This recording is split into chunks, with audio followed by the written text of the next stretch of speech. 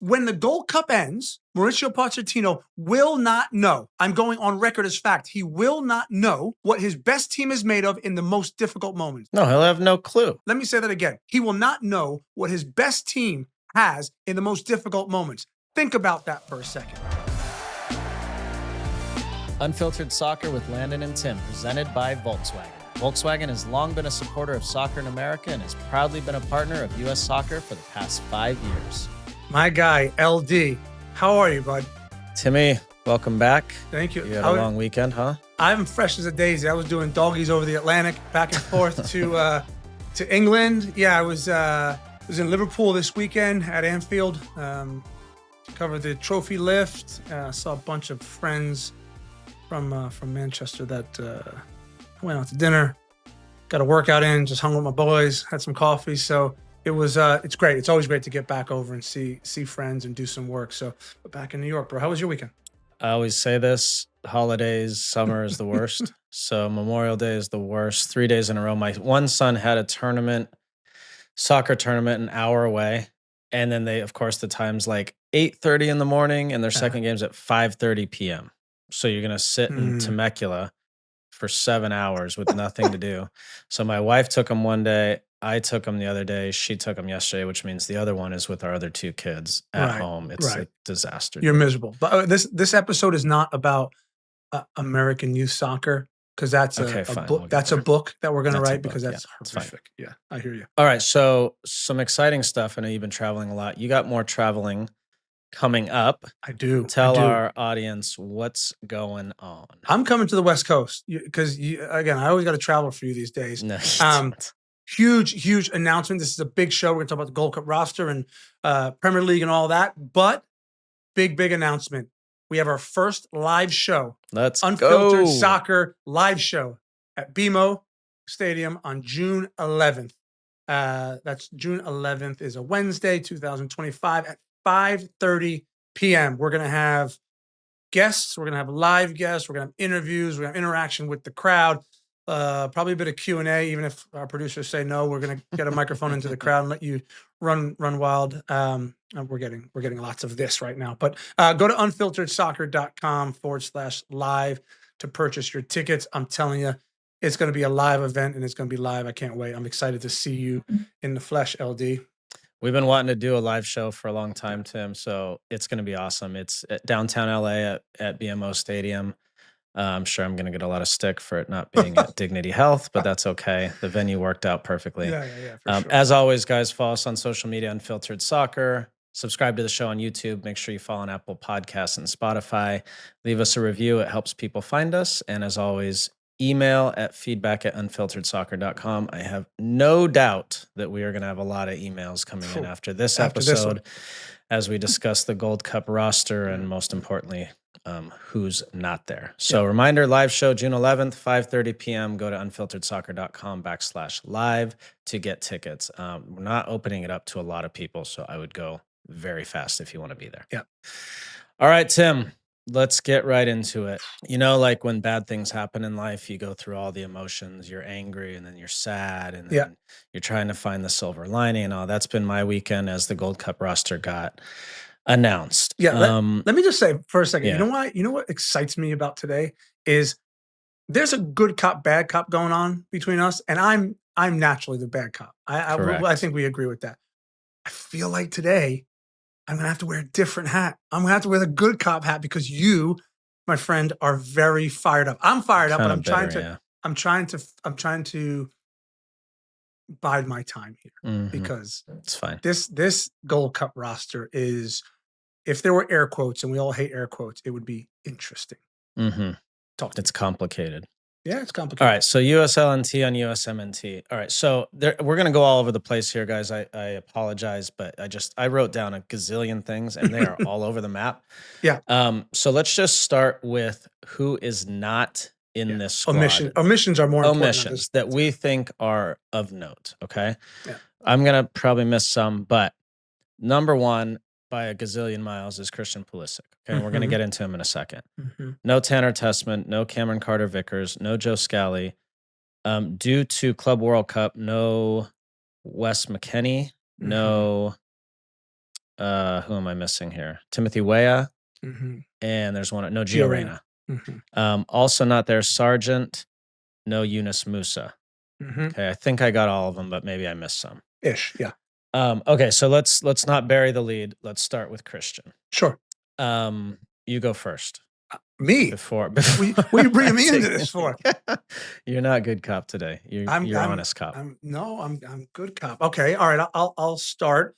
The entire premise of this show when it comes to the Gold Cup roster is there are so many important, vital players missing. And we're going to talk about for every time someone misses an opportunity, there's an opportunity gained by someone else. I don't Sorry, want no Jedi Robinson. Robinson. I just Yeah, remembered. that's Okay. yeah. You don't want someone what? Go ahead. I don't want someone else representing us at the World Cup. I want the best American players representing us at the World Cup, right? And because of that, I don't really care about these opportunities for some of these other guys. What I want is our best players to be performing together. Yeah. When the stuff is really hitting the fan and having to figure out and problem solve. Because here's the thing, hear it from me. We have just missed, we haven't even kicked off the Gold Cup. We have just missed our last opportunity before the World Cup to compete as a group. Don't tell me about the September friendlies. There are no competitive games. As soon as the Gold Cup finishes, there are no competitive games before the World Cup. It's over. And by the way, I'm highly, highly doubtful that we'll have our best squads together for even more than 5 friendly games this year. Well, I mean, this group hasn't proven that there'll be one game where everyone's together, right? Correct. Due to injuries or someone not wanting to be there or whatever. So, yes. So that's you talk about, we could talk about Christian Pulisic or Anthony Robinson or Musah. They're all on the same boat for me, but you in particular, those 3. Well, no, yeah. Look, there is nuance between them, right? Because they're all unique situations, Sure. right? And then with Scally and Sargent, and some of these were also soccer decisions that Pochettino said, I don't want to bring them in. Testament, right? And he said that publicly. So with Christian, so I understand very clearly what it's like to need a break. Okay, as do you. Okay, I got in 2013, I had played probably 14 straight years of 11 plus months of soccer, 40 plus games a year. And I have never said this publicly, but I was on the verge, and I think I've mentioned this to you, like I was on the verge of a real breakdown where it could have got scary for me. Okay. And I'm going to leave it at that. And you can understand where I'm going with that. Sure. I want to say the caveat to all of these guys needing a break and not coming in. If there's something serious going on in your life, in your family, mentally, whatever, I get it. Okay. So I'm gonna assume for sake of this conversation that's not going on, but I am admitting I could be wrong with that. Sure. If they would actually come out and give reasons, it would help us, but none of them want to say anything publicly. I think it would help them publicly to say this is why. Sure. It would help people understand. So I'm gonna preface it with that. That being said, with Christian, I think the hard part with him is he is, whether he likes it or not, the leader of this team. Okay. He doesn't have to wear the armband. It's not easy being a leader, by the way. It's not. And everybody is watching everything he does. Okay. And so the example I'm going to use is Yunus Musah. I don't have info on this. I don't have any inside info on this. I can imagine, and I could be wrong, that over the last few months, Christian and Yunus were sitting talking in the locker room multiple times, and Christian saying, I'm just thinking about maybe not going to the Gold Cup because I am tired. And Yunus, a 22-year-old impressionable young man, could also be saying, shoot, I'm tired too. I want to spend the summer with my family and not have to go play for 6 more weeks. And that's the kind of influence a leader has. Other guys here get wind of Christian not going and they say, oh, maybe I don't want to. Maybe Jedi says, yeah, I don't want to go. Okay. So with Christian, I put him separate because he's played a ton of games. He's been a leader. He's been the man.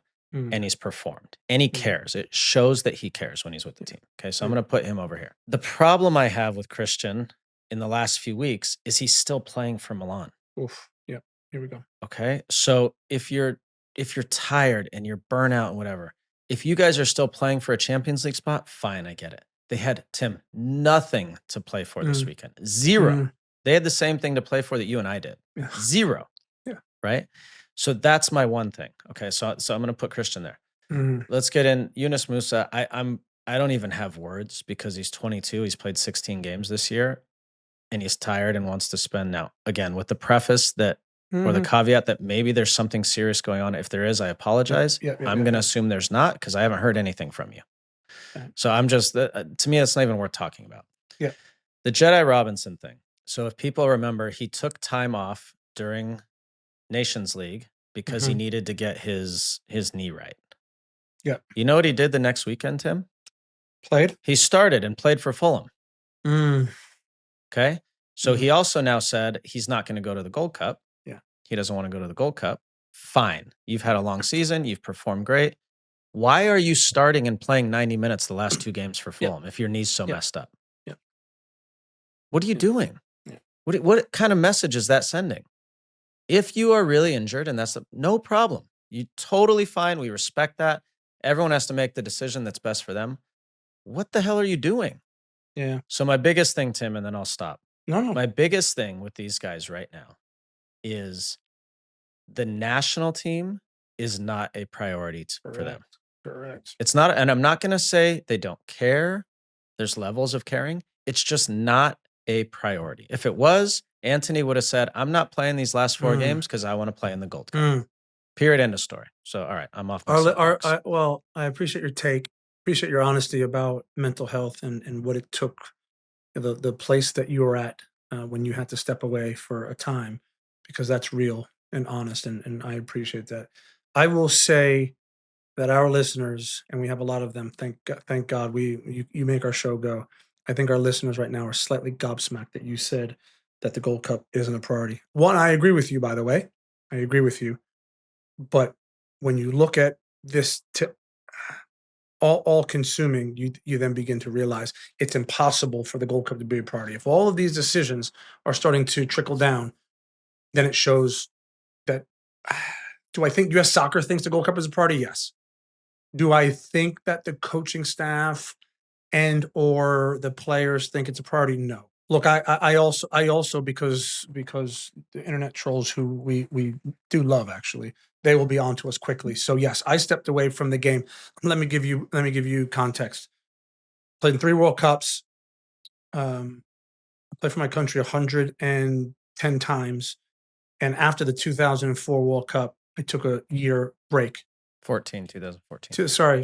Yeah. 2014 World Cup in Brazil. I took a year break. I then came back into the team in the summer of 2015 during the Copa America. I prioritized the importance of major tournaments and knew that after a World Cup, the games are meaningless, right? There's, for the most part, first senior player like myself, the friendlies are, if there was ever a time to take a break, it was then. And also I was 35 years old. So there's that part. Oh, and by the way, just in case anybody wants to try and knock me off my high horse, I was the starting goalkeeper for the U.S. national team by a mile. And in that year, because I chose to take off, the manager demoted me to number 2, even though I was number 1. So there was consequences for my decision, which I knew going in, right? That's how this works. So I think you make a really interesting point, with Christian and Antonee Robinson, both players I think are phenomenal players. And I've been on record as saying that. The decision is perplexing when you begin to realize that these players are telling us they need rest. So we have to accept that. What I would then throw back to you, which you've said, is both of your teams are mid-table. And I'm not saying, by the way, you should bottle club games, because take it from me, I took every injection and tablet there was in the world to make sure I was on the field for both club and country. But if you're telling us you need rest for injuries, then to get fit, then you need to rest. These are meaningless games, essentially, because I think, and many of our listeners think, the Gold Cup is vastly important because it's our last chance to compete as a team. These friendlies are going to mean nothing. We could say they're going to mean something. They're not going to push us to the limit that a tournament competition would push us. I think about even my own time. I know you were the same. Like begging a manager, like you get wind of things, right? Whether through group text or you get wind of who's going in and who's not. Begging my manager, hey, I might not call senior players in this summer. I'd call the manager and go, yeah, I'm fit, I'm ready. Were you planning on bringing me in? Like just trying to egg him on to make sure that I was in. And by the way, I don't know if and I think the generation slightly above us, you and I were in at the back end of, I think they had some good leaders. Absolutely. I certainly think that we played with a lot of leaders. It was actually one of our biggest strengths and weaknesses was the fact that we had so many leaders. There are too many cooks. There was a time we needed a sports psychologist, remember, to come in and basically say like, hey, all of this energy, Tim, I can't have that. Jermaine Jones, Landon, Michael Bradley, Josie, Clint, like I need you to bring a lot of this, but not all of it. Right. Mm-hmm. So we had that. And I remember there being group texts where literally guys, for lack of a better word, we'd bully each other to go into camp. Like if we got a message that like Josie wasn't coming in, Michael would side text us and we'd all text Josie like, hey, I saw you come off in the 60th minute. In, huh? You're coming in, aren't you, bro? And like we'd have a giggle. Or Josie would text one of us like, don't tell me I'm not going to see you in Chicago this summer. And you're like, you start getting this feeling like, oh, I feel like tons of pressure. I got to go in. My boys are giving me stick, right? And so there was a camaraderie and a leadership about the group. And I just wonder if the senior players are within this current group of U.S. men's national team players are holding each other accountable, forget holding the younger players accountable. That's secondary right now. Are they holding each other accountable? I also think it's generational, LD, and this is the good cop in me. I think it's generational. And because your guy, LeBron, right, he's a Laker, and my guy, Jordan, right, when you look at right and wrong, or you look at generation. So what happened with Michael Jordan was, and this is well documented, he got his ass whooped in the Eastern Conference, right? The Pistons bullied him, and he played 82 games. You know what he did in the summer? He went, I have to get stronger. Yep.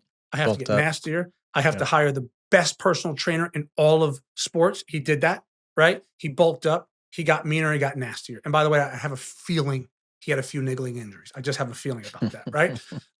And he's the greatest. Fast forward to the other GOAT in the conversation, LeBron James. He is in an era of load management, right? Yeah. And rest.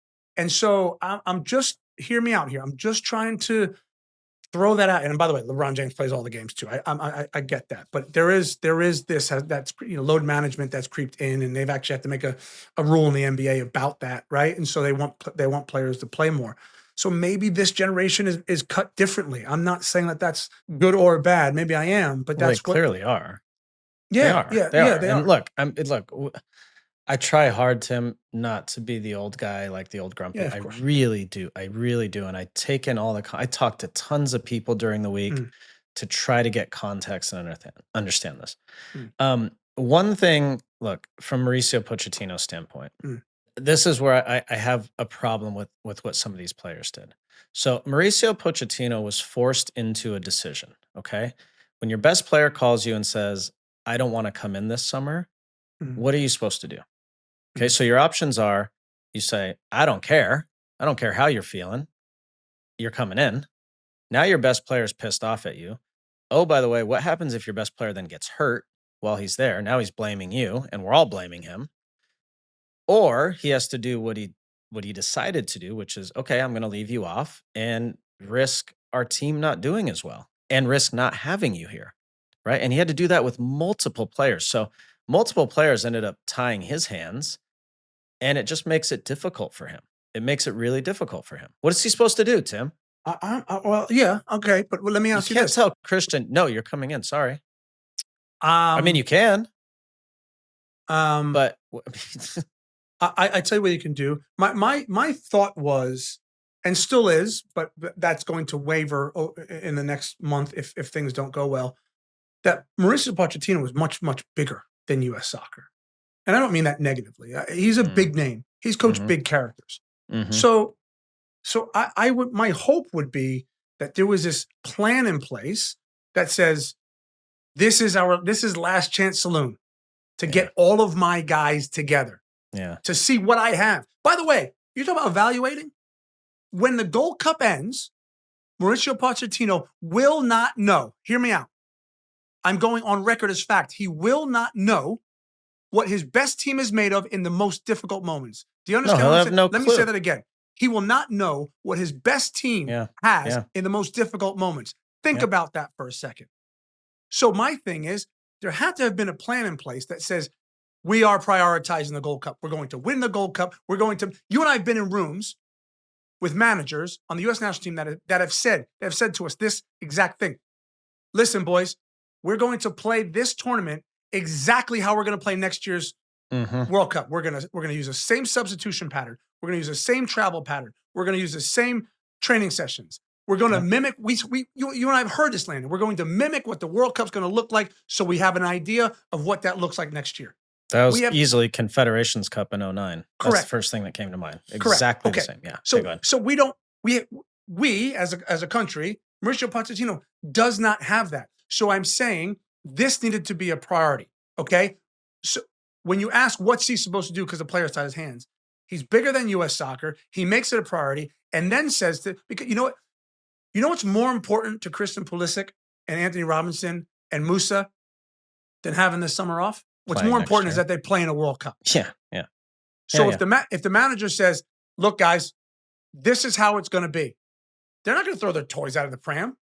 And if they do, they're going to miss a World Cup. They're not going to miss a World Cup, so they're going to fall into line. The fact of the matter is, we need everybody there. Now, look, within the team, like we've always said, they're not beholden to us, and we're not beholden to them. Within the team, they're going to go, Tim, go jump in a lake. You don't know what you're talking about. Obviously, I know what I'm talking about. And the fact of the matter is, they need to be there. And by the way, we've been in Gold Cups. I've seen the first round. Listen, for everybody here, I'm holding my hand up. I don't care about the first round of the Gold Cup. My daughter's high school team could get out of the first round of the Gold Cup. And I'm not being funny, even though I know you're laughing. So bring the players in. We have actually, in fact, LD, I've had a Gold Cup where I've come in. It was the one that we won in 2017, where Bruce basically said, the senior players, you're not coming in for the knockout round. And until the last game of the opening round, you're going to be around the team. Everyone's going to high five. We're going to cruise at the first round. And when the stuff really hits the fan, you boys are coming in. He said that to us. Like, this isn't unprecedented. Yep. So the fact that they can have their rest. It was actually, Tim, it was one of the things I wrote down is I was thinking through that. You could easily, right? So let's say their season ended last weekend, right? What are we at?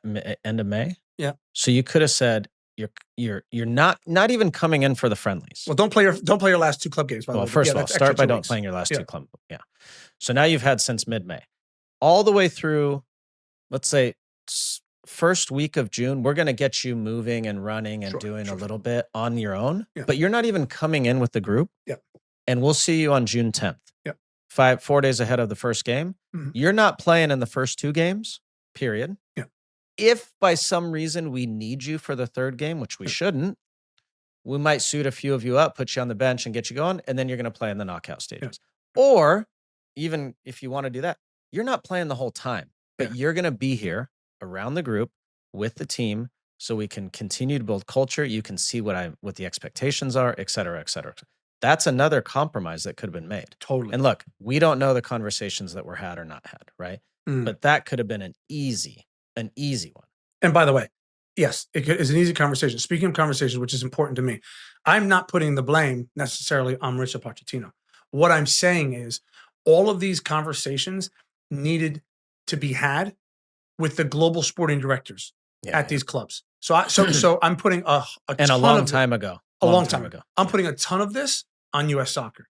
There needed to be people on planes, at restaurants in Milan, at restaurants in London, buying bottles of red wine for sporting directors saying, listen, I understand you have priorities. Let me tell you about my priorities. My job's on the Gold Cup in 2025 is my priority. Now, I know there's going to be a bunch of things in between there that you're going to say are hurdles. I'm saying those are nothing to me. I need to have my best team. I need to give the manager that I'm paying how much? $6 million? Mm-hmm. The manager that I'm paying $6 million to, I have an obligation to get him his best team on the field. Now, that might not mean anything to you, but it means the world to me, and that's more important. So how do we figure this out? That's dialogue. And I don't necessarily know that that dialogue have been had with sporting directors. And by the way, if it has, then it just shows that U.S. Soccer has no gravitas and no power. Because if those conversations were had with sporting directors in Europe, then those sporting directors basically said, who is this? I don't have time for this call. I'll speak to you never. and hung up the phone. Because that's or what they it says said to me. yes, or they said yes and just did the opposite. Well, Just did whatever they wanted anyway. okay. Right. Yeah. So, yeah, I mean, look, to your point, when the whole process of hiring Pochettino, all the emphasis was on getting the coach, getting the person you want, whatever. Was there enough consideration, thought given to how the process was going to look over the next year and a half? Mm. Probably not. Probably if I'm not. being honest. I mean, look, we both know people in U.S. soccer, and given what we know, my answer would be probably not, because Your answer would be definitely not the most impressive. Definitely Right. not. Yeah. So Yeah. this is a problem. This is a massive, massive problem for where we are. I think the biggest takeaway before we move on here, because I do want to try to get to the positive, Okay. is one, now Pochettino's making a bet, right? He's saying, fine, leaving all those guys off. I'm leaving other guys off intentionally so I can look at certain players, and we'll get to them in a second. Yeah. And I'm taking the risk that this could all go belly up, and the Gold Cup could be a disaster, and we're going to have more piles of pressure coming, in the hopes that these players are rested, recovered, ready. But by the way, Tim, last thing for me here is these guys are going to play 50 games next year. So what's going to happen at the end of next year? And by the way, there is something to your body getting used to doing that. Of course. I went into every January camp for 15 years, every single one. So we played till December 7th with the Galaxy. January 1st, I was in camp. So I had 3 weeks off. I had a week to go swim and chill and go on vacation, and then I was training again. But my body got used to it. So now if your body's used to taking the summer off, and now you got to play next year in the biggest tournament of your life, how does your body react? I don't know. Yeah, no, it's Paul. I think there's a lot. I mean, this is there's a lot to this, and I think that this is just scratching the surface. And as you said, unfortunately, these, when these are big moments, big conversations, these are big boy adult conversations, and I just think we don't hear oftentimes from these players publicly. Yeah, you're right. And I think that's it's a miss. It's a miss. Particularly when you're supposed to be a leader and be counted on, and we don't hear from you. That's it's obviously their choice not to speak, but it ends up having to be speculated about.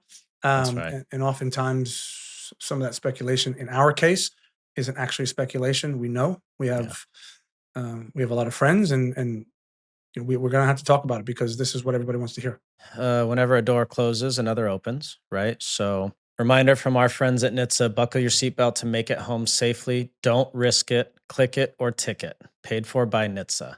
So Timmy, NHTSA is always reminding us to get strapped in for every time we get in our car, and for every opportunity. And for a lot of these guys, this is now an opportunity. Yep. And Mauricio Pochettino said that in his press conference, and I believe him. I think he said the guys who came into the last few camps are on the same level as some of these guys in Europe, and that's all he has to take, right? And I know you don't agree with that, but maybe. All he has to take is what he sees in camp and what they give him. So guys like Luna, Brian White, Sebastian Berhalter now coming in, Quinn Sullivan, Alex Freeman, Luca De La Torre. Big opportunity for them to get strapped in and take advantage of this opportunity. It is. And I know you don't think they're good enough, or some of them are good enough, and I know you think you want to see your best players there, but this is what it is now. I mean, that ship sailed, right? So that ship sailed. So for these guys, do they take advantage of it? And to be honest, Tim, I hope they do, man.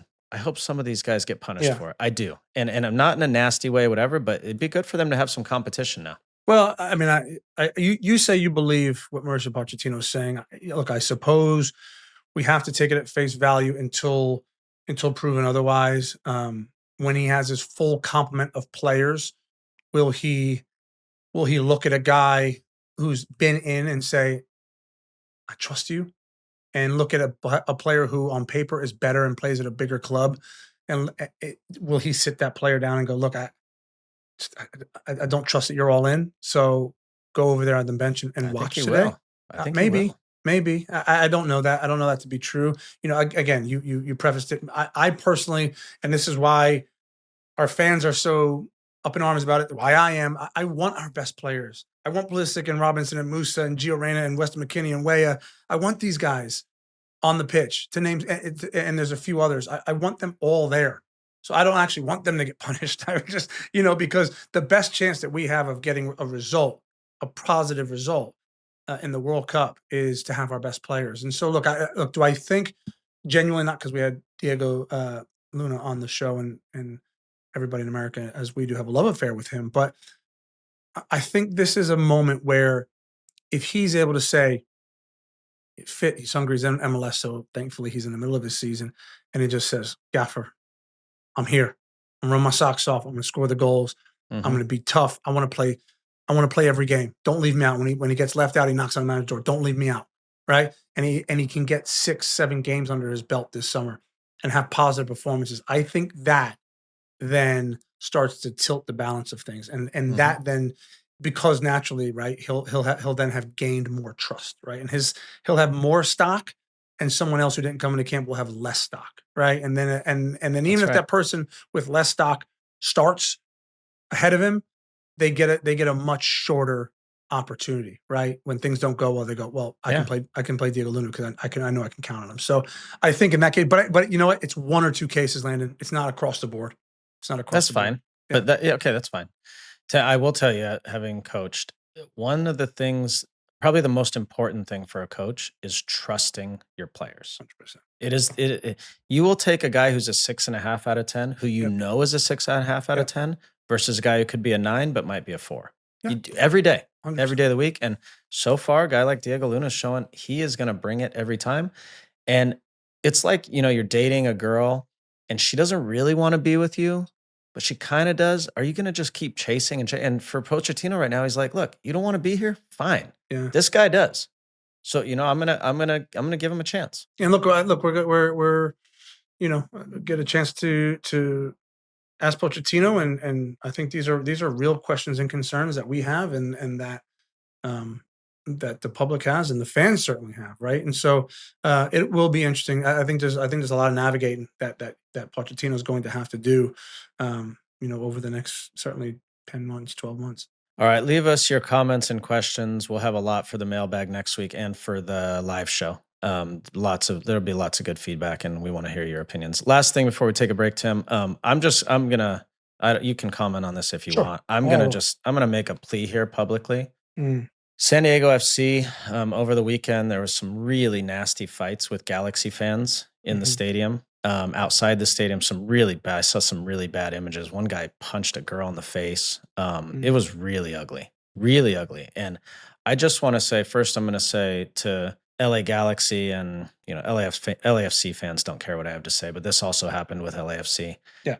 Galaxy fans, please cut it out. Like, we are way better than that, better than that. And you don't want this to end where something really bad happens before it stops. So just please go to the game, cheer your team, and walk out peacefully and leave people alone. Okay. I'm gonna start there. I know there are two sides to this story. Sure. Second half of this is San Diego FC. This is a city I live in now. Yeah. And I love. And what I see happening in the stadium is not San Diego. It's really not, Tim, and it's starting to piss me off. San Diego is a town full of people that come here to live here on purpose because they want to be here, and it's a town that gets along and loves each other. Yeah. I know there's hatred towards LA. There's the sort of inferiority complex, all that stuff. Yeah. This is not the way to show it. So cut it out. Stop. You're ruining a really good thing in San Diego right now. You really are. And Galaxy fans, you're complicit in this, and we're better than that. So let's stop. And that's all I want to say. Well said. I mean, my take is San Diego FC. I know what they're trying to do. They're a new team. They're trying to create a history and an environment that may not have existed before, and they're probably going over the top. There's been some homophobic chants that they've needed to wind back in, and rightfully so, and they haven't done that. And I know in our comments people have argued, given the translation between Spanish and English, that it's not a homophobic chant.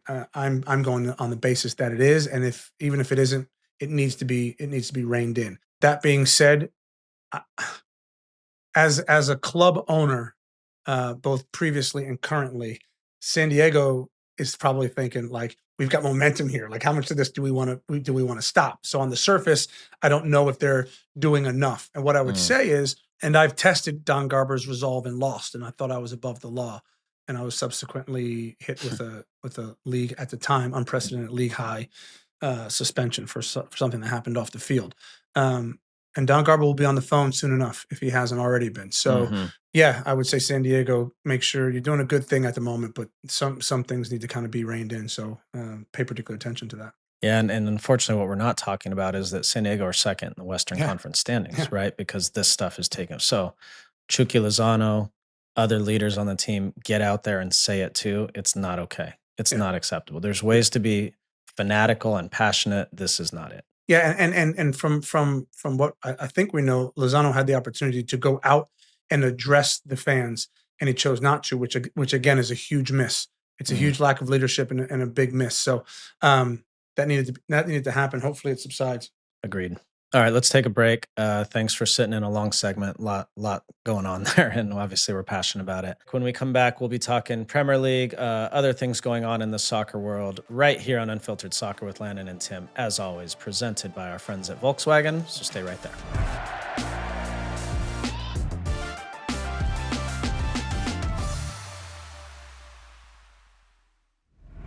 The Unfiltered Soccer podcast is brought to you by Volkswagen, the presenting partner of US Soccer. Since 2019, Volkswagen has been on a mission to drive the future of the sport we all love, and VW is committed to making it more diverse, inclusive, and accessible for everyone. They're not just talking about it, they're out there doing it. VW's partnerships, programs, and soccer clinics are unlocking opportunities for the next generation of players and fans. As a longtime friend of Volkswagen, I've seen firsthand how VW are connecting with fans and driving the sport forward. From working with them on clinics to being part of their incredible campaigns, it's clear. US Soccer is truly powered by the people. Thank you to VW for being our presenting partner. Learn more about how VW are supporting US Soccer at VW.com. Driving without a seatbelt could cost you everything, but despite that, there are still drivers on the road who just won't buckle up. Some of those drivers will be pulled over and given expensive tickets by law enforcement. Some of the drivers not wearing their seatbelts will be involved in crashes. Some will survive, but some won't. Wearing your seatbelt could be the difference between making it home to your loved ones and not making it at all. Every day when you get in your vehicle and decide whether to buckle up, remember that it's the single most effective way to protect your life in the event of a crash. Make it home safely to the people you care about. Don't risk it. Click it or ticket. Paid for by NHTSA. LD, that's a wrap on the 2024-25 Premier League season. But before we get into that, we here at Unfiltered Soccer need to take a moment and extend our condolences and thoughts to the city of Liverpool. As you saw yesterday during the Liverpool celebration parade, tragedy struck. A man has now been arrested on suspicion of attempted murder after following an ambulance into a closed part of the parade route on Water Street and driving into the crowd. 50 people were hospitalized, and as of this morning, 11 are still receiving treatment. Obviously, this is a horrible way to end a big day for the city and the fans, and we hope for a speedy recovery for everyone impacted. There's no easy way to segue out of that, but let's talk about what those fans were there to celebrate yesterday, and that was the joyous scenes at Anfield and a season well done and well played to Liverpool Football Club, the Premier League champions. Yeah, it was fun to see you there, Tim. And then the scenes after were, look, we don't like Liverpool Soccer Club, right, or football club, as athletes, but that town is so special, and the rivalry there meant a lot to both of us, and it was really horrible to see. Hopefully, it seems like, knock on wood, everyone has escaped without too serious of injury, and let's hope that everyone gets back healthy. It was great to see you there. It was great to see you on the sideline, all the interviews, and just the energy was pretty special. Even as an Everton fan, it was pretty cool to see. Yeah, look, the people of Liverpool are dear to me, and I think, when I was able to be at the game, I've always said, because I've talked about the rivalry. I think you can't have a love-hate relationship with a club if you don't have respect for them, and I think that's, having been a Manchester United player and an Everton player, you definitely feel that that hatred, that passion, that respect for that rivalry. Anfield, as I've always said, is they recognize moments. They've had so many big moments there, and it was really interesting to be in the stadium and feel that, it was the first time they've lifted the trophy with fans, because remember back in, was it Right, 2020? COVID. COVID, they lifted the trophy. There's no fans in the stadium. So this is the first time that this generation has had an opportunity to do that. And it was impressive. It was impressive and you always knew it would be. Arne Slot did such a great job with this team that Jurgen Klopp essentially built. I mean, I think he brought in Chiesa, but he never really played and he was injured. So the team that played and the team that was internally restructured on the pitch was Jurgen Klopp's team. And I think Arne Slot deserves just so much credit for it. It was, when you're at the stadium, when you're there, I mean, our seats for NBC. So we were at a pitch side desk. And then when the game starts, we're essentially next to the Liverpool bench, a row, not behind the bench, next to the bench. So we're like, we're as close as Arne Slot and the substitutes are to the field. So you get a really good vantage point.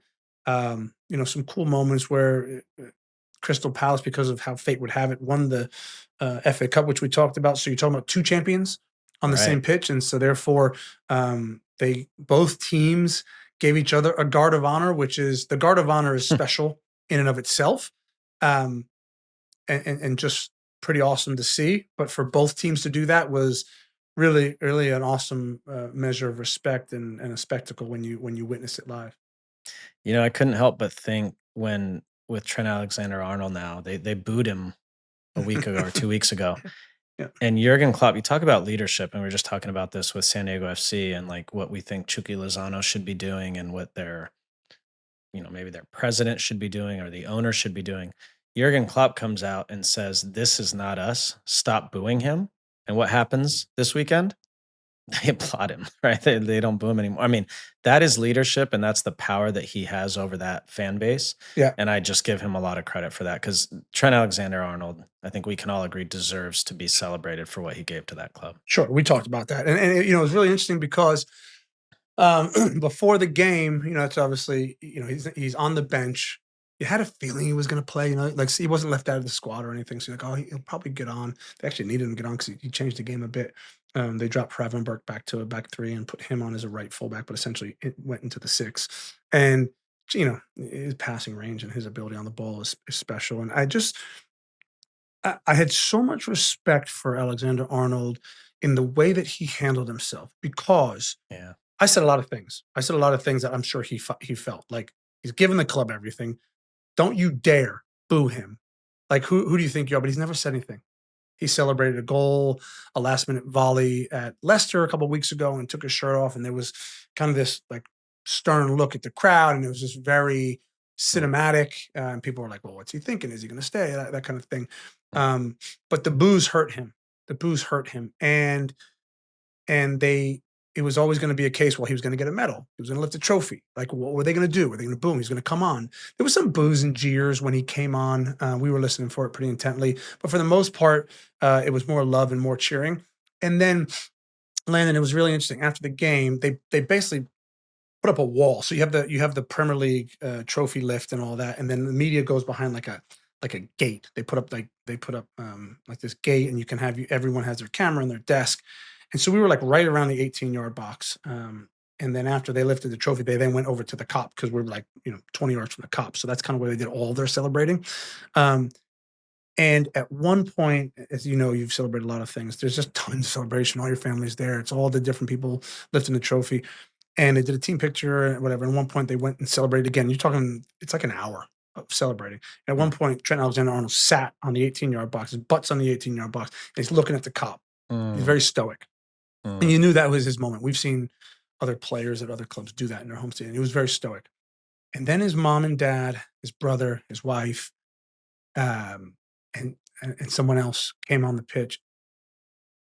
Bro, he basically melted in his mom's arms. Streams of tears.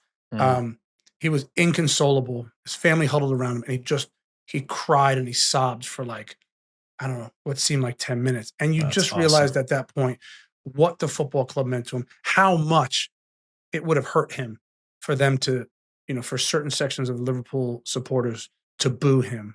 It was a really pivotal moment to see that. And it was, again, it was it was done the right way. It finished the way it should finish. And so, you look at a player he's a classy individual.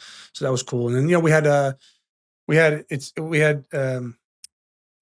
Virgil van Dijk at our desk, Musah at the desk, Andy Robertson, and Arne Slot. Arne Slot. And it was just, they go to a lot of the different channels, across global channels and broadcasters, and they do interviews. But it was really interesting. I find it, as someone who's played on the pitch and gone to battle with these players, I still find being there in the moment, it's pretty amazing. It's pretty intense. Like I was saying to you off camera in this week, like Virgil van Dijk came over to the desk, and he has an aura about him, and he's the captain of Liverpool Football Club and of the Netherlands, and he's a big boy, and I'm a pretty decent size, and I just kind of remember like perking up a bit, like puffing my chest, like trying to feel. I don't know if it's the alpha in me, but like trying to feel like bigger, in the moment, because this guy's so larger than life. And Mo Salah then comes to the desk, and I mentioned this to you. He's very diminutive. He's small. There's not a lot about him, and you're looking at him, and it's like conversely, you're like, this is the best. This is the best player in world football, by the way. Like you can argue, but he's one of the best players in world football, and you're like, wow. How? Like he's that good and that skillful. But you look at him like how? So it was.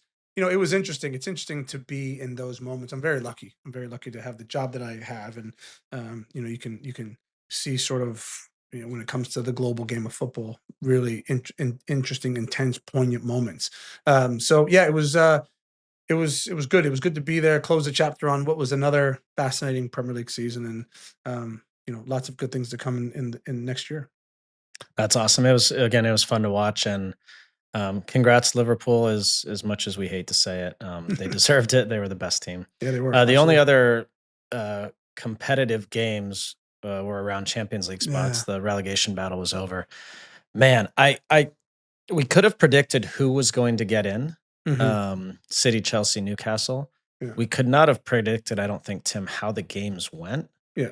Villa, Newcastle, and Forest all lost. Yeah. Right. Yeah. And so if you are Villa and Forest now, you're kicking yourself because all you had to do was win a game.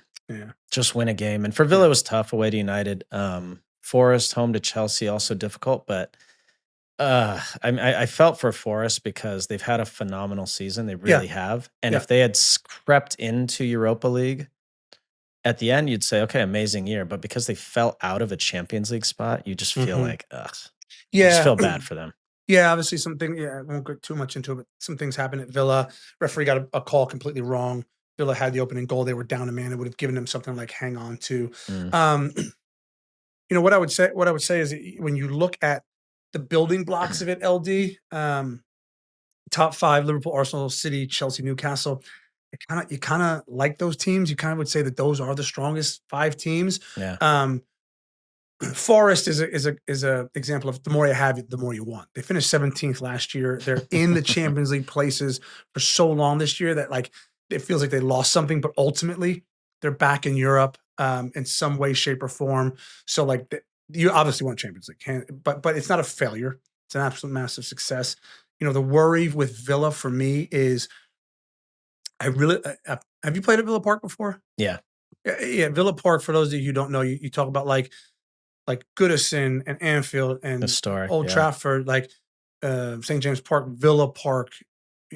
If you talk to people around England, Villa Park is like, it's one of the crown jewels, and like it deserves it. Had amazing Champions League nights this year. They had an incredible run. And so you just think about where this team is. They kind of needed Champions League because that's how they're building. That's how they're buying. They almost needed Champions League to one, by the way. They've got a brilliant European competition manager in Unai Emery. He's won the Europa League countless times. You saw what he did this year in the Champions League. Like anybody who's at that level may want him and may pinch him. Secondarily, and this may all come out in the wash, there are rumors, for lack of a better term, that says Villa are right up against PSR, profitability and sustainability, right? And so they've spent big. So they needed that money. They needed that Champions League money. So you start to think like, where does this go? So for Forest, would have been a fairy tale. Still think what a phenomenal season. When it's all said and done, those guys are on the beach in San Tropez and all that. They'll be like, what a time we had. And by the way, we'll go again. So they'll buy good. They have seen, Morgan Gibbs White might leave, but they'll get a king's ransom for him. So they'll be able to replenish the squad. But just for me, I thought Villa needed it more. Just the last couple of things with the Premier League. So do we think Ange stays now? I mean, it's been a huge talking point after Tottenham win. Did you know, by the way, I didn't realize this till Andrew put it in our chat this morning. They lost 22 Premier League games this year. Tottenham, 22 Premier League games. They finished 17th, by the way. That's incredible. It's incredible. That's the most without getting relegated. 22 times Tottenham lost. Yeah, we'll have to get to the relegation part of it at some point. Yeah, look,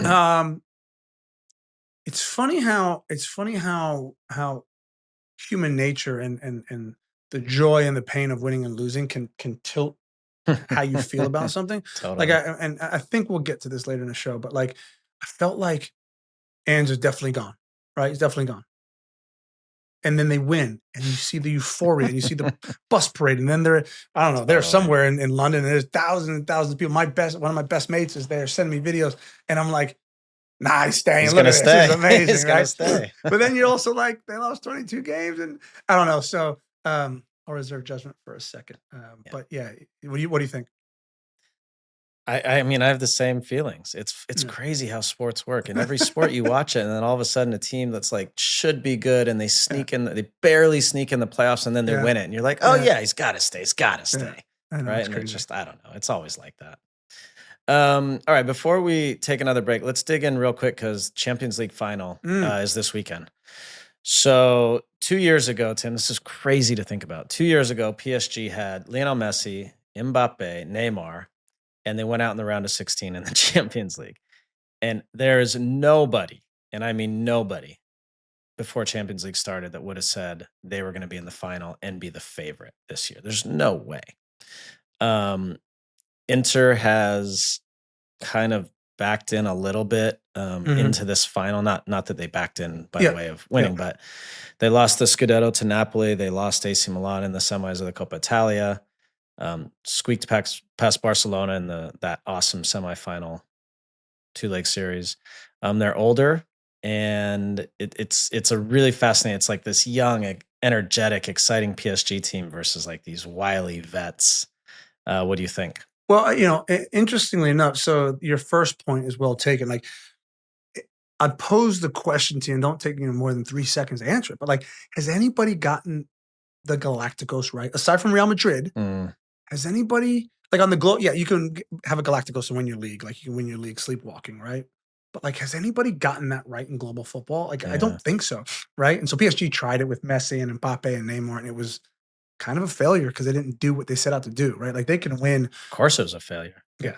So they can win the French league. Maybe 3 of the best 4 or 5 players in the world. Yeah. Right. Yeah. So that doesn't work out. But yes, as you said, they're incredibly exciting. The problem they're going to run into, and anybody who is a soccer nerd like you and I, if you know Italian football, they just win, dude. Listen, give them 90 minutes to figure. It might not be pretty, by the way. That's why they're so good in cup competitions. They can grind out a result, systematically grind out a result, and if not grind out a result, keep themselves in the game long enough to find a way to win. Which is the brilliance of Italian football. And so, I think we saw that a few years back now with Jose Mourinho when he led them to the Champions League title. So it's interesting. I kind of like, it's a chess match. Finals are always a chess match, and I kind of like matchups and styles make finals. And so this feels like that. Yeah. It's like, I think PSG are going to have a ton of the ball. I think they're going to create the excitement.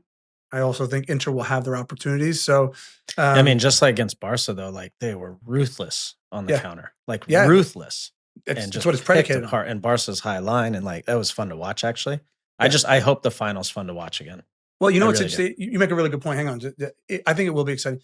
You make a good point, and let me try and like put some humanize the Italian football. Right, when you and I are playing in a game, and our backs are against the wall, you and I mean this because you and I have been in games, right? We're like, oh, we feel like we're going to concede, and this feels real uncomfortable, and you're having to defend, and you're a right winger, but you're all the way back on your 18-yard box, right?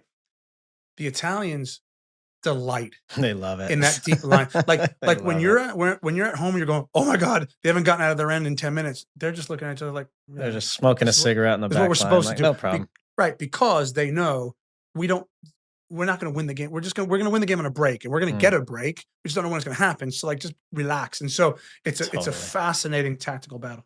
Tim, I think it was 2015. So do you remember after your career, you probably played in some of these like charity games where they get a bunch of old players together? Yeah. So I'm playing this game in Vegas, right? And it's like a lot of, some pretty high level players. And the other team's back line, and I don't even remember exactly. It was just two Italian center backs that you would know, right? Like it wasn't like, I don't think, Maldini was a left back, but I don't think it was like Cannavaro, but it was like two guys who were like, oh, actually, I think Chiellini might have been in it. Okay. But it was two Italian center backs and I was playing against them. And this is a charity game. Everyone's old. Nobody can run, whatever. These two guys, dude, the way they handled the back line and just moved and felt every situation, read every long ball, moving together, pulling guys offside. It was like second nature, dude. And these guys hadn't played for a long time. And I was watching this going, I mean, Chiellini, obviously. It wasn't Chiellini because he was still playing. Yeah. And I'm going, dude, this is like, they could do this in their sleep. Yeah. They could do it in their sleep. And they just so drilled in them from the time they're like 6 years old. Yeah. So to your point, I mean, they will not be uncomfortable with PSG having all the ball. But again, they are nasty when they break, dude. And so the best scenario, in my opinion, Inter score early. And it's just a all out PSG trying to equalize for like 60, 70 minutes, just back and forth and like just super fun. Yeah. So we will be following along, and we will obviously come back with our analysis and breakdown after. Yeah. All right, LD, it's time for the Unfiltered Refresh, sponsored by Coors Light. Choose chill. Get Coors Light delivered.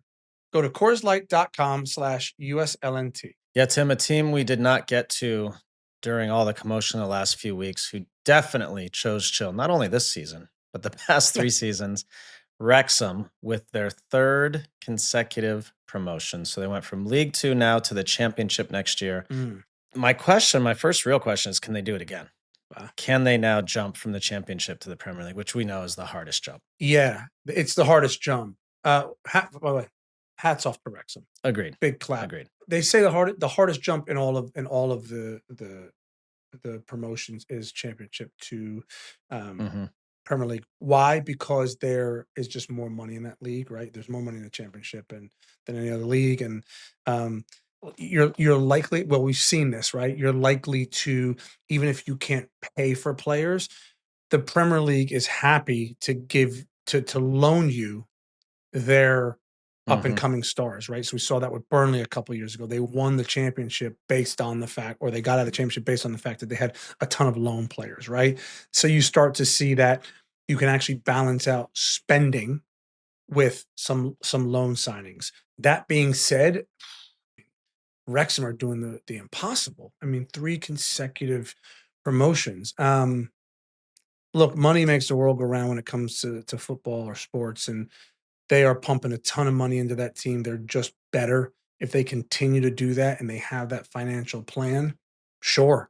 I mean, I think they could possibly do that. And it's kind of mind-blowing if you think about it. Like with the show and the celebrity owners and by the way, this could have easily gone the other way, LD. This could have easily gone really bad. They could have spent a ton of money on the wrong players and not got this success. So hats off to them. Yeah, and I think I want to say we saw this with like Huddersfield and maybe like Hoffenheim did it a few years ago, where they kind of come from nowhere, spend all the money, and they get to the top league. So look, I hope, because the Premier League is filled with all sorts of crazy stories, I hope they are able to do it, because can you imagine? The thing is, if you watch the show, you think it's some miracle, right? Yeah. And it's not a miracle. It's an amazing story, but they also have spent at the top of every one of the leagues they've been in. Sure. Now, the question is, can they do it in the Championship? My first thought was no, but I did see a report last week that they were I don't know who the player was. They were willing to offer a player £50,000 a week to play in the Championship. Right. So the thing is they clearly have the money to do it. Are they going to take the risk? Because now it's a big risk. It's not, losing $6 million or pounds like they did last year. Now you could lose 30 or 40 Sure. and not get promoted. So it's going to be interesting to watch. But most of all, cheers to them. They've been phenomenal. They deserve it, and it's going to be really fun to watch going forward. So, Wrexham, you chose chill. I've got my Coors on ice, Timmy. I can hear the How about ice. a cheers? How about a cheers to Wrexham? Cheers to Wrexham. Cheers, guys.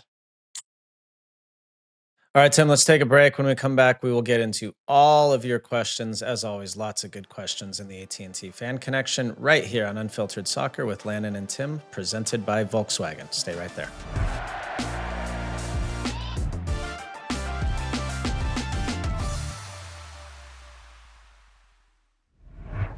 All right, Timmy, this used to be my favorite time of year. I was playing all day outside as a kid, summer, no school, or playing during my career through the summer, the best times. Now it's the absolute worst. My kids are home. They're not exercising. Their brains aren't getting used. They're annoying. Daddy this, daddy that. So I try to choose chill as much as possible. Go for a walk. Love to golf. My wife hates it. I'm gone all the time. Read. But I got to chill, man. I have to. I choose chill in the summer more than any other time. I'm in airports all the time, traveling, get through security, straight to the bar for a Coors Light. I love to chill out. Obviously, in the summer, I'm on the beach, reaching the cooler, Coors Light. And of course, when summertime, you go to concerts, you go to music festivals. That's all you do. Me, some friends, a bunch of Coors Lights. Perfect time. Well, that's good to know. I guess that's what I have to look forward to. Coors Light is mountain cold refreshment, crisp and refreshing as the Colorado Rockies. Make the most out of the times you choose to chill. Choose Coors Light. Get Coors Light delivered straight to your door. Visit CoorsLight.com/USLNT. Celebrate responsibly. Coors Brewing Company, Golden, Colorado. Beer. There's a lot in life that feels like it should be guaranteed that just isn't. Your team winning the championship, the weather being good on game day, your friends remembering who has the tickets. Some days, you're a goal-scoring machine. Yeah, and other days, Tim, as you know, the ball just passes you by. Right here on Unfiltered Soccer, we know that no matter how much you love this beautiful game, nothing on the field is ever guaranteed. Thankfully, AT&T is introducing a brand new guarantee, the AT&T Guarantee. The AT&T Guarantee means connectivity you can depend on, deals you want, and service you deserve, or they'll make it right. Whether you're in the stands, watching with friends, or just cheering from home, you can always count on the AT&T Guarantee. Learn more at att.com/guarantee. Terms and conditions apply. AT&T, connecting changes everything. It's time for the Fan Connection presented by AT&T. Every week, we invite you, the listener, to connect with us by submitting your questions. The best way to grow the game of soccer in the U.S. is to keep asking questions and keep talking about this sport we all love. At AT&T, connecting changes everything. And on USLNT, our connections with you will help grow the game. Oh, yes, LD. It's that time of the week, the AT&T Fan Connection. Everyone loves this. We love it. But you know who else loves it? Jordan, because she gets to have airtime. Welcome. And she is going to be insufferable today God. after the Liverpool celebration. She's one of those quote unquote Liverpool fans. You know the ones. You never heard of it. Never heard of it. And then they win the title and you're like, oh, Liverpool fan. I'm a fan. That is so, excuse me, do you not see this 2018 jersey in the background right now? Yeah, Excuse me. Until you get a by the way. tat. Until you get a tat of Liverpool, I won't believe it. I have a plan for one. Yeah, So you we should. can talk about it later. By the way, I'm say thank you to me. Say thank you. Thank you, Tim Howard. I am a man of the people. Landon, you know that. And for everyone that thinks I'm a bad guy, And I am the people in you this are the story. people. For the There record. are a lot of people out there. I'm a good guy. I'm a good guy. I'll tell you why. Two things happen. Mo Salah, we were at the desk and we were getting ready to wrap up. Mo Salah comes out with like every award. He got the Premier League trophy. He's got like 3 golden boots. He's got like another Premier League Player of the Year award. And he sets it down. Playmaker of the year. Playmaker of the year. Anyway, he sets it down. He goes take a picture. And I'm like, I won't be caught dead taking a picture of Mo Salah right now. And sure enough, you know what pops in my mind? Jordan. And I was like, Tim, swallow your pride and go over there and take a picture and send it to Jordan. I then deleted the picture, obviously, because I can't have that on my phone. I sent it to Jordan. And then someone else gave me something small but really nice to commemorate the day. And I looked at him. I was like, hell am I going to do with this?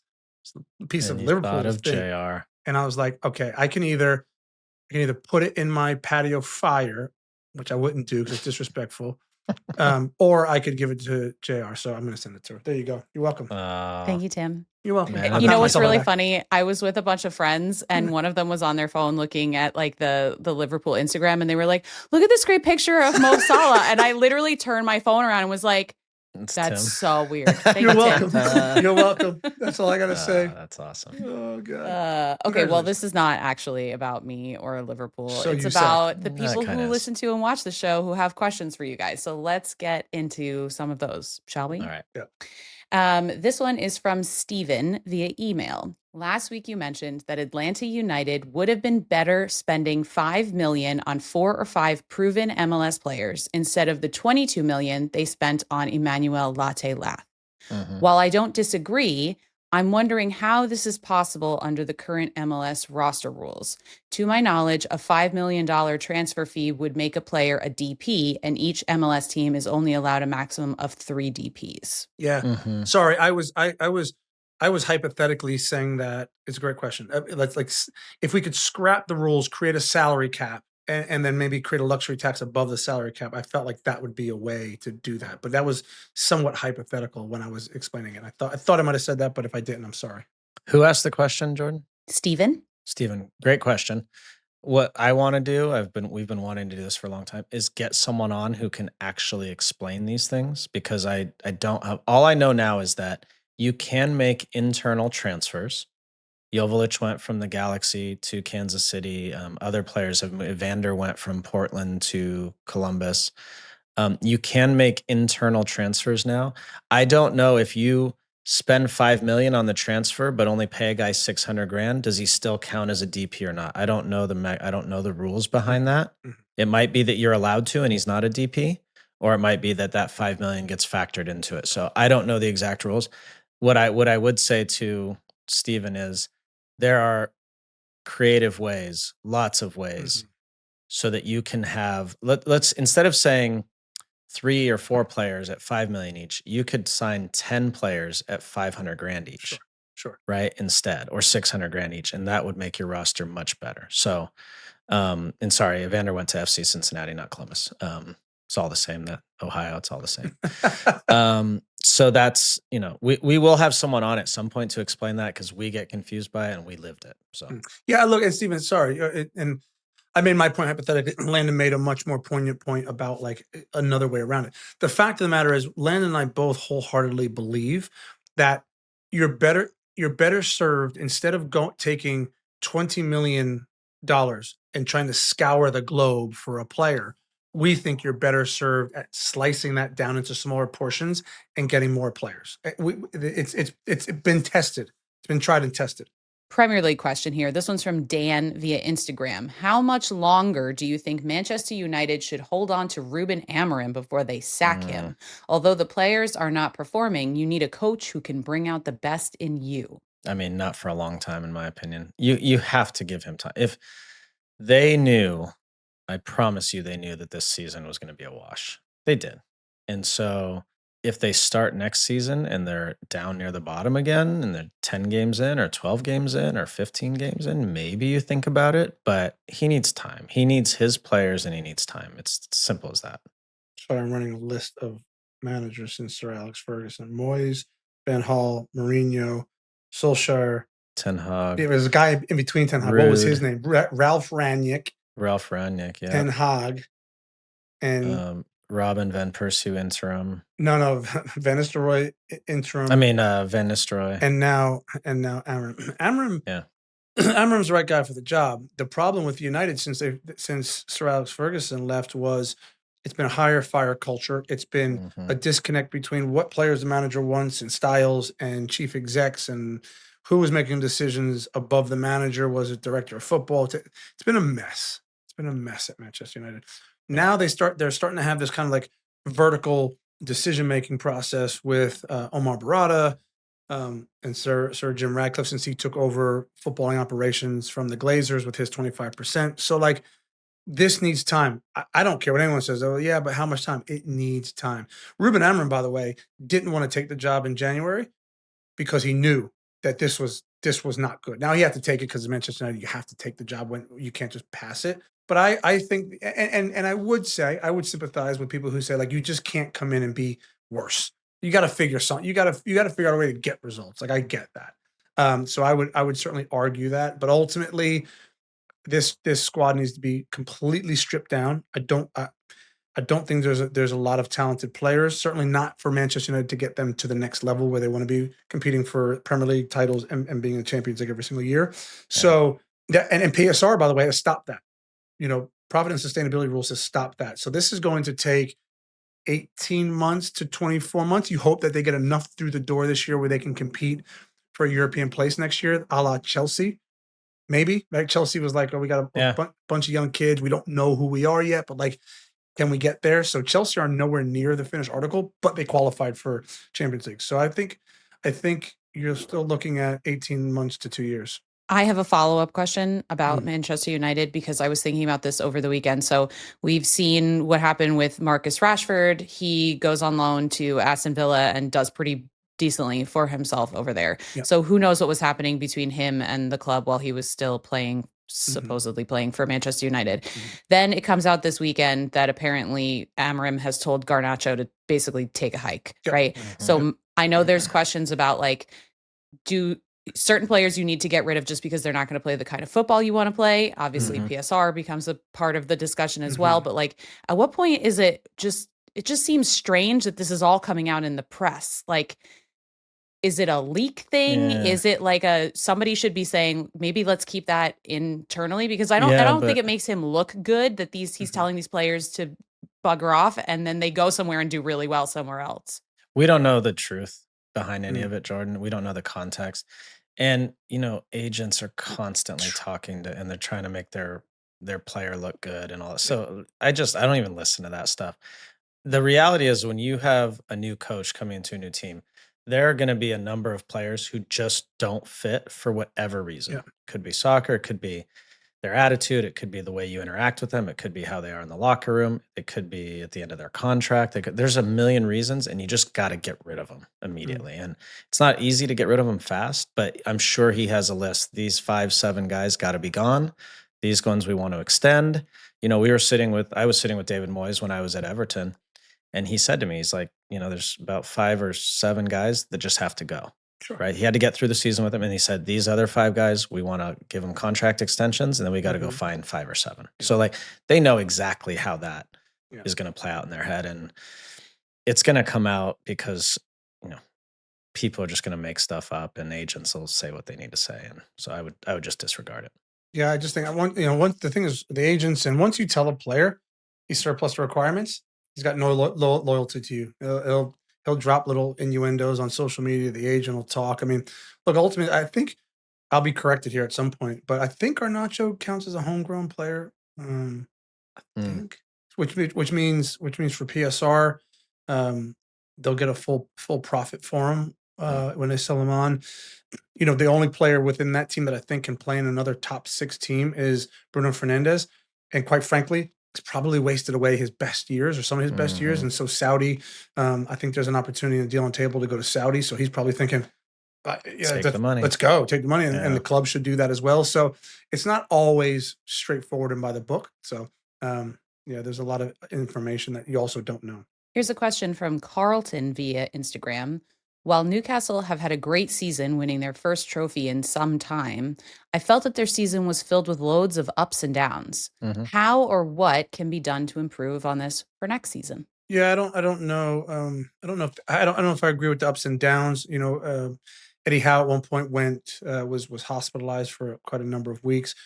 They have dealt with a ton of injuries, which again isn't an excuse. Every team does that, but they finished the season incredibly strong. They won a cup in the EFL League Cup, and they finished in the Champions League place. Ups and downs, I don't know. I think every club goes to that, but I think for Newcastle, it was a very successful season, one that they can build on, because I do think Champions League football has kept Isak at the club. I think if they finish 6th, he leaves because his price tag is so high. So I think they've done that. That allows them to get the windfall of money and add bigger, better players. It sounds like they might be going after James Trafford from Burnley, the goalkeeper. So they're going to make big signings. I know they got a $70 million fee for Mark Gahey last year at Crystal Palace, knocked back. So they'll probably be in for a center back. They're going to build and they're going to strengthen. So I'm not sure I agree with the ups and downs of this year. I would say it's a successful season. I think people forget, Jordan, how hard that league is. And so when you say ups and downs, like if you get a Chelsea away, City home, even Tottenham away, which is a 17th place club, it's like that's a tough run. You could lose 3 games, right? And so it's just a hard league. I mean, half the league is playing in European football next year. That's right. That's right. And two of the top strength of the league teams historically are 16th and 17th. Yeah. Right. So like it's just tough. Yeah, it's crazy. So we're going to be off for the next 2 weeks from the show, which is weird to even think about. So I have a question for you guys, for some of our fans to maybe think about in those 2 weeks while we are off. Mm-hmm. So I'm sure you guys have seen it too. There's a lot of like memes that come out after the Premier League is over, is like, oh, suddenly my partner is so excited that we'll be able to do things on the weekend because I won't be sat in front of my TV watching the Premier League. For the American fans who listen to the show who are fans of a Premier League side, what would you like to see them focus on over the summer until their Premier League club comes back in August? That's a great question. Okay, I got a few things. I want them to breathe. No, Tim doesn't care. You want them to what? Breathe? I want them to breathe. This is it's going to come thick and fast. Your team is at some point going to start releasing players, selling players, buying them. The fixture list for next year is going to come out soon enough. Like, just give yourself a chance to breathe. I got nothing other than that. I would say first, support your local team. Like, make an effort to go. It's not going to be like watching the Premier League. So whether it's an MLS team or a USL team or an NWSL team, go support that, because supporting soccer helps everyone. I'm not sure I can in good conscience right now tell them to support the Gold Cup team because I don't know what that's going to look like. More, yeah. I mean, but we're all going to watch, right? We're disappointed, but we're all going to watch. We're going to be paying attention. I'm going to be covering it. So I'm going to be invested, but watch the Gold Cup team, watch the women's national team. And then I also think, and people probably disagree with me on this, but I am genuinely excited to watch the Club World Cup. I don't know, Tim, you probably disagree. I don't know how many players are really going to care about it initially. Mm-hmm. But I think once you get into it and you're playing these different teams and the crowds are there, and I think it's going to be exciting. So I am going to be paying attention to that quite a bit. And my kids are going to be off at camp, so I do not have to babysit. Let's go. When you have kids, it's not babysitting, it's actually parenting. No, it's babysitting. But I agree with you. It's daddy daycare. When you have the kids, it's daddy daycare. It's just the way it works. It's definitely babysitting. So that's it. Well, they have 2 weeks to get their questions in about Gold Cup and Club World Cup and whatever transfer window nonsense is going on with their Premier League team. But we'll be back on the 17th of June. Can I just drop something in there, Jordan? Like, I know Landon has mentioned, like, make sure you send us comments. This is important. Like, don't hold back, good or bad. Like, this is going to be pretty polarizing stuff, the Gold Cup, with players missing. How do we perform? Just send us, like, no holds barred, anything, no filter. This is unfiltered. Just give us your honest assessment, even with the conversation that we had today. Like, it's really interesting. We're incredibly passionate about it. We know you are too. So make sure you send us your comments. And by the way, some of the best recollections and stories come from the comments or from the questions you guys ask. So you actually get some of the best feedback because it's things we hadn't even thought about until you send them. So just send them. Even there's no dumb question, a lot of dumb comments, but no dumb question. Just be nice to me because I have to read them all and decide which ones get on the show. Yeah, so be nice to the producer and be sassy to the host. That's totally my advice. Yeah, you don't need to be nice to me. Thanks, guys. Thanks, Appreciate Jordan. it. Thanks, JR. All right, Timmy, another great show. Thanks for another informative and entertaining episode. I think people really enjoyed that. We appreciate all of you guys, all your support. As always, please subscribe on YouTube, Apple Podcasts, Spotify, anywhere you get your podcast, and make sure you follow across all of our social media platforms at Unfiltered Soccer. Do not forget our live show, June 11th at 5:30 p.m. at BMO Field in downtown LA. You can get tickets at unfilteredsoccer.com/live. Should be a lot of fun. Yeah, go get those tickets. We'll see you there. I mean, it's live. What could possibly happen? We're excited for it. Can't wait to see you all there. Thanks so much, everybody. Thank you to our presenting sponsor, VW, our Fan Connection sponsor, AT&T, and our Unfiltered Refresh sponsor, Coors Light. Have a great couple weeks. We'll be back with you all here on June 17th with another edition of Unfiltered Soccer.